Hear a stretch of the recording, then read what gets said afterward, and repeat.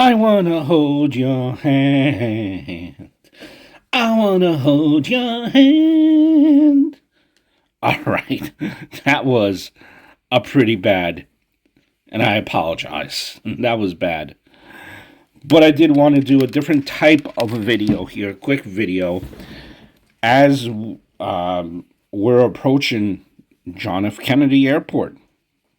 And that is significant because on February 7th, 1964, that's 60 years ago, the Beatles, one of the most historical bands ever, kicked off the British invasion as they arrived at what would be in today's era of the airport, of John F. Kennedy Airport. It would be Terminal 4. They arrived in Terminal 4 to screaming ladies and fellas. And I just want to take you, just reminisce about that day and drive by Terminal 4, their arrivals, see how it looks now, and just imagine ourselves during that time frame. If we weren't, if we weren't there, maybe I could set the scene for you guys. Thousands of fans, they had lined the observation deck at the newly christened John F. Kennedy International Airport, screaming and waving banners. And descending from Pan Am Flight 101, they were the Beatles. It was like nothing that America had ever seen before. Don't forget, the guys were screaming too. And their arrival would, of course, change the American music scene forever. After arriving in JFK, just 2 days later, the group made their American debut on the Ed Sullivan Show. Some 73 million viewers tuned in. And the legendary band, they kicked off what became known as the British invasion. Okay, I guess if you were to kind of look up what British invasion is, that's like I would say an influx of British rock and pop music. And that would dominate pretty much all of the 1960s. There, and you read numerous books if you're a big, Beatles fan, and there are a number of theories as to why, the Beatles and other British acts, they became so popular in the States. I think the group kind of represented a welcome distraction at the time when the country was going through unrest that kind of plagued the nation. Remember, during this time you had the JFK assassination, which was just 11 weeks prior.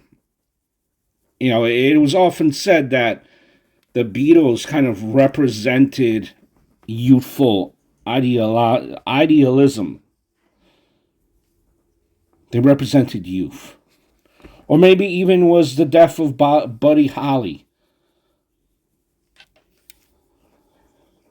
That created a vacuum that paved the way for the Beatles and other British invasion acts. Remember, I think even at this time, Elvis Presley was acting in Hollywood. Whatever the reason was, right? America embraced the Beatles. It kind of caused kind of a dismay of the older generation. I don't think the older generation of the time really understood the Beatles. And again, as we will take you to Terminal 4 here.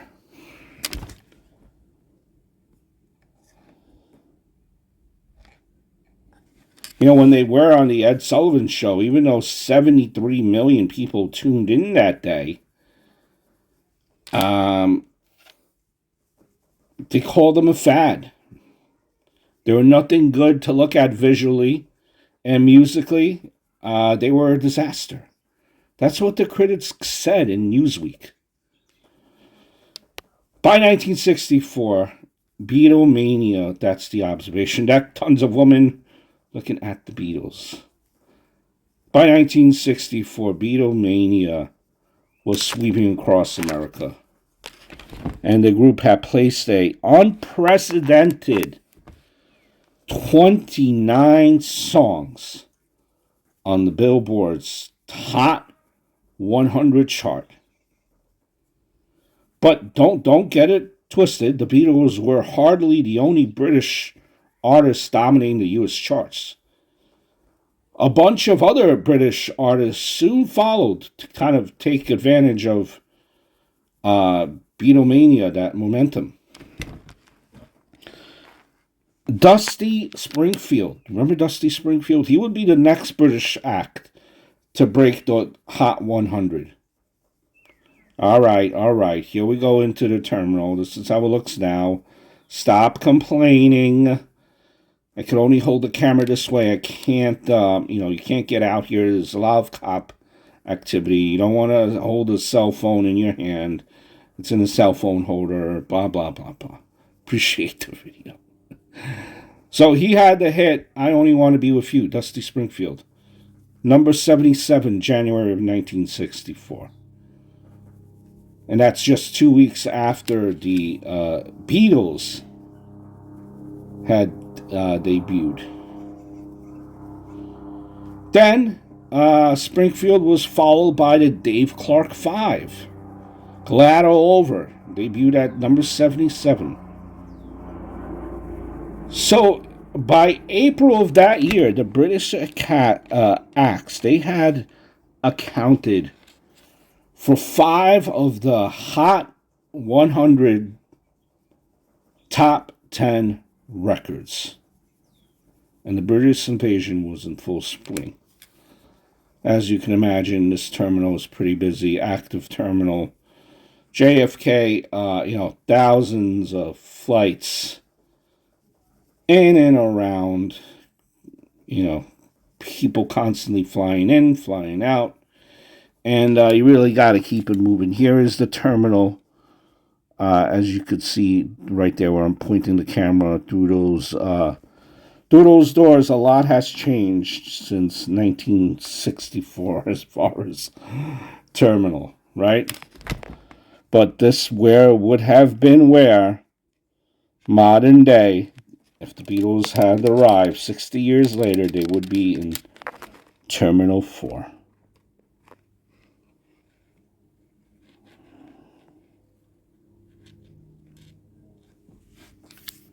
So you have the Beatles, right? And probably behind the Beatles, and then, the Rolling Stones are perhaps one of the most enduring bands to come out of the British invasion. Now, the group landed several songs in the Billboard's Top 100 in 1964. They didn't hit it big until the 1965 release, I Can't Get No Satisfaction. Yes, I apologize. It spent 4 weeks at number 1. So Stones, they had a gritty, kind of rhythmically driven music. It was an abrupt departure from the kind of sunnier, popish sound of the Beatles. 2 different types of bands. As we're leaving the terminal here,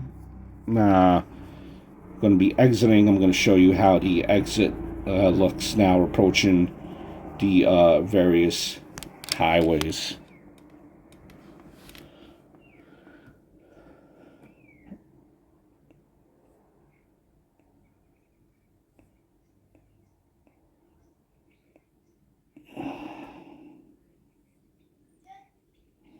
Now, 1970 may have seen, the breakup of the Beatles, but that band left behind an enduring legacy that forever changed the face of popular music. And now, the history of the Beatles, that's a whole nother video for a whole nother time. But this is just a quick overview here as, they first landed in America 60 years ago. The impact of the Fab Four, I think it still could be felt today. How about groups like Nirvana and Panic at the Disco, citing their influence? By leading, the British invasion and popularizing a new style of rock, the Beatles, I think, paved the way for countless artists who followed in their footsteps. They did, in fact, start a revolution, I think it'd say.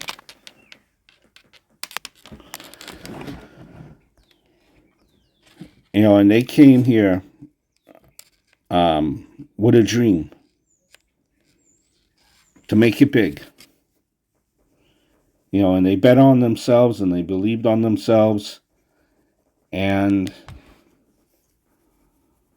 years and years later, you still hear Beatles songs now. What is, 60 years later, you still hear Beatles songs, on the airwaves here.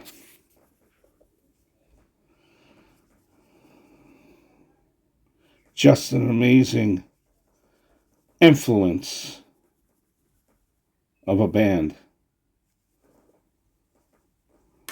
Very influential. Have you ever tried getting a McCartney tickets for McCartney now?